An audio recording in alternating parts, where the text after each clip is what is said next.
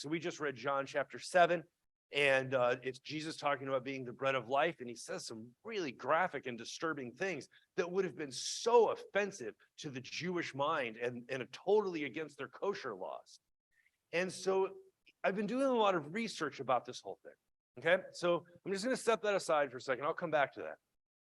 I have this other thing going on, which is that I was born on a dairy farm and in Ohio, and I've been a hunter in my life, and so I'm very both aware and comfortable with meat that gets harvested, right? Versus what we often see now, which is like when you go to Chipotle, there's just a bunch of things listed under protein, right? But it's disembodied from the life that gave us, right, this sustaining supply. And even when we go to order a steak, it either comes out at a restaurant on a plate ready to go, or we buy it and it's covered in cellophane and it's been cleaned up and it has a little napkin underneath to catch any runoff. And it's all very sanitized. And this happens at a time where more and more of us are dislocated from the source of our food, from the agricultural and the farming communities that bring food to our plate.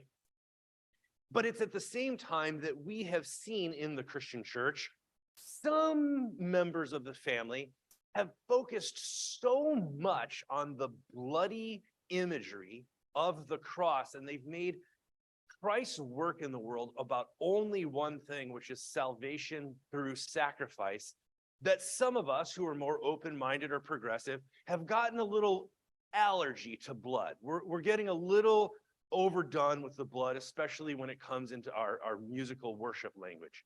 And so we've really pulled back from blood. And so how that looks for me is sometimes when we are singing a song and there's blood. There's a lot of blood in our hymnal, by the way. And so sometimes if it's about the love of God, I will change blood to love, because I believe, this is my personal theological conviction, I believe there's more going on in the love of God than just the blood of Christ, okay? So I'm free to do that. But we leave blood in when it's specifically talking about the day we call Good Friday, the events of the cross. And so that's just something that I've tried to do well. An interesting thing has happened, which is that if you don't know this, I read a lot of feminist theology. I really find it to just bring a wholeness and to round out a perspective that I may not have gotten in my early training. And so as I read feminist theology, one of the things that I'm fascinated by is that my teachers will say that our allergy, our reluctance to deal with blood is actually unnatural, and that each of us comes into the world through blood and water. And so the imagery around baptism and communion is totally appropriate for the church, for she is birthed into the world through water and blood. And that our reluctance for that is actually anti-woman. I think that's an interesting critique that I need to be careful of, okay? As a liberal or progressive Christian minister, and so I want to attend to that. So as I've begun working through all of this stuff, I also have realized that I have my own baggage I bring to the table.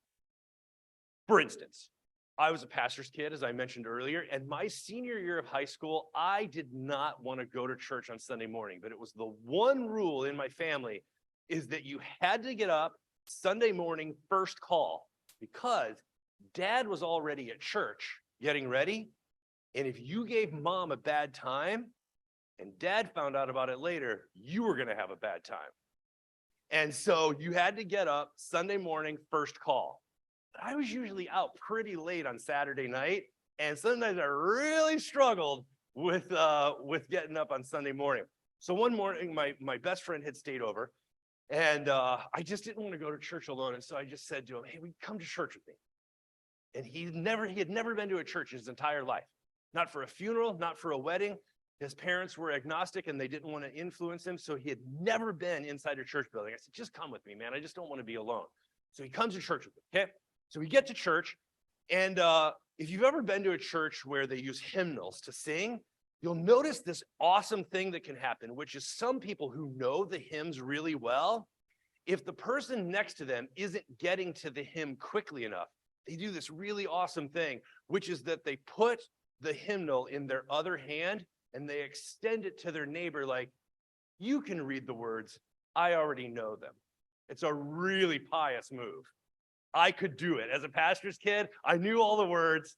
So we're singing the first hymn. My buddy doesn't know how to find a hymn, in a hymnal. So I hand him my hymnal, like, just sing from this. And so we begin singing our opening hymn. And it goes like this.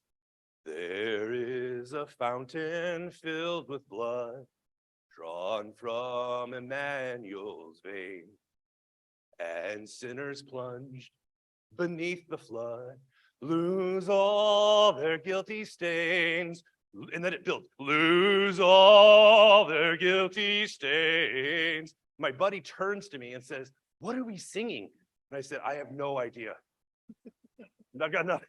I had nothing. I had never really thought about the words or that the imagery of being plunged beneath a crimson flood, like maybe that wasn't cool. I had nothing.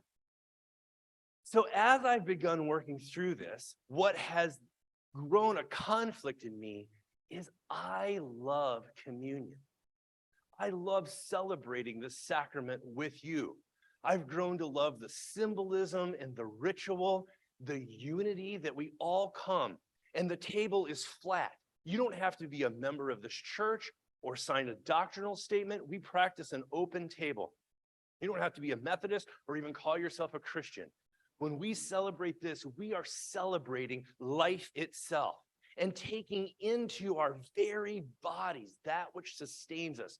Bread, which came up, rooted in the earth itself, and the grapes, which bring us joy and celebration.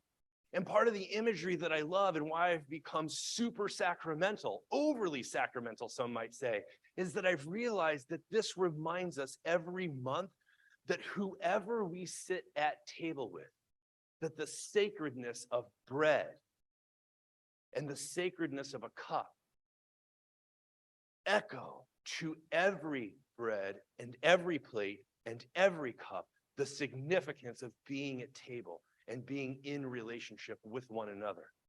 So I love the imagery, but I never can quite reconcile what we do with all of the words. So today, I would like to invite you to forget the words.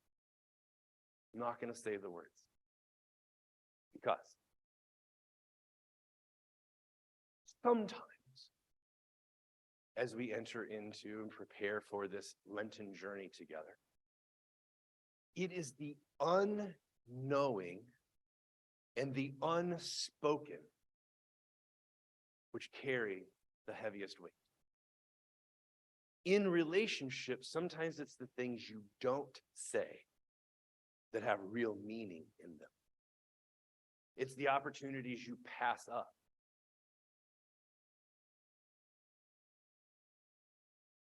Part of what we are doing around here is not trying to explain everything or even understand everything,